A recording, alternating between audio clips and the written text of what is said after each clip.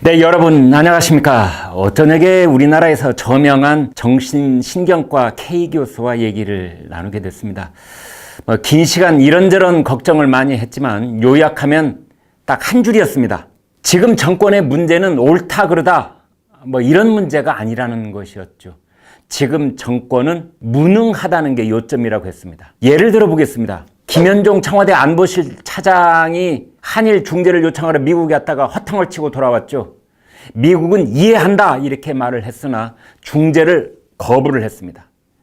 외교가에서 이해한다는 표현은 이 말귀를 못 알아듣는 답답한 상대편한테 해주는 말입니다. 김현종 씨는 뜬금없이 1910년 국채보상운동과 1997년 외환위기 때 금모으기 운동을 들먹였습니다. 노골적인 반일 감정 부채질입니다. 문재인 대통령도 정남도청에서 정남 주민들은 이순신 장군과 함께 불과 12척 배로 나라를 지켜냈다 하면서 임진왜란까지 끄집어냈습니다. 따지고 보면 말이죠. 이순신 장군의 12척의 배, 이 말은 박근혜 전 대통령이 좋아했던 규절인데 문 대통령이 왜 따라한지는 모르겠으나 이번에는 번지수를 잘못 짚은 것 같습니다.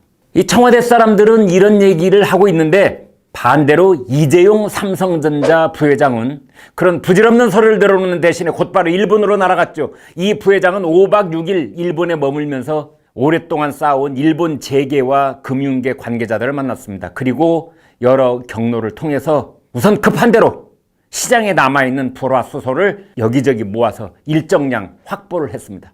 자, 이번 사태를 임진왜란에 갖다 붙이면서 국민들을 부태질하고 있는 문 대통령과 현지로 뛰어가서 급한 물량을 확보하고 온 이재용 부회장. 누가 옳고 누가 그른가 이 문제를 떠나야 되는 문제입니다. 결과적으로는 누가 유능하고 누가 무능한가 이런 갈래길인 것이죠.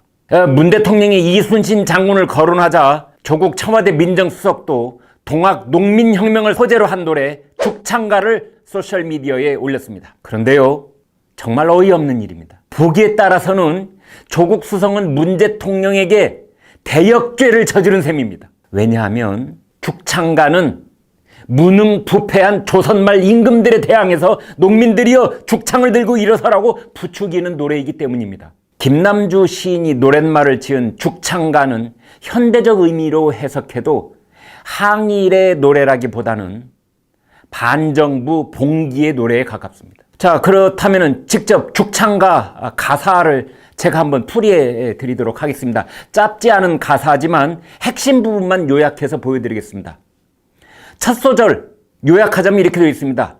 이 두매가 나와 더불어서 꽃이 되자고 한다. 이렇게 읊조립니다. 시작은 상당히 서정적으로 발을 뗍니다.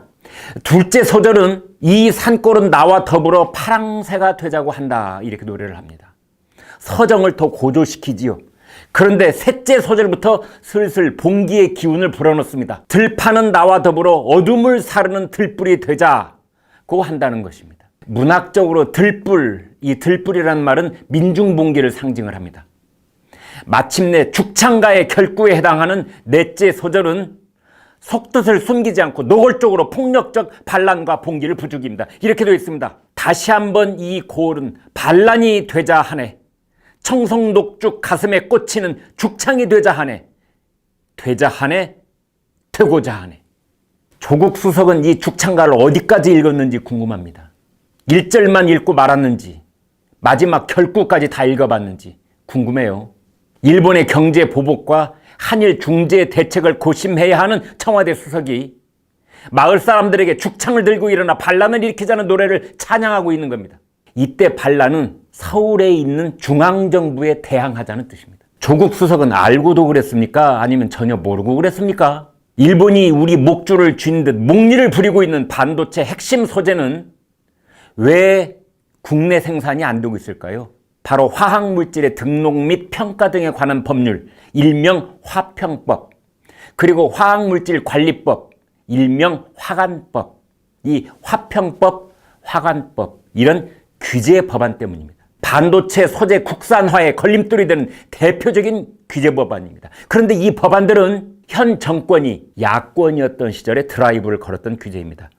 2012년 9월 27일 경북 구미에서 사람이 넷이나 숨지는 불산 유출 사고가 있었습니다. 당시에 문재인 민주통합당 대선 후보 캠프는 구미 사고를 당시 정부의 규제 완화 중심 친기업적 정책 탓이다, 이렇게 대변인을 통해서 못을 박았습니다.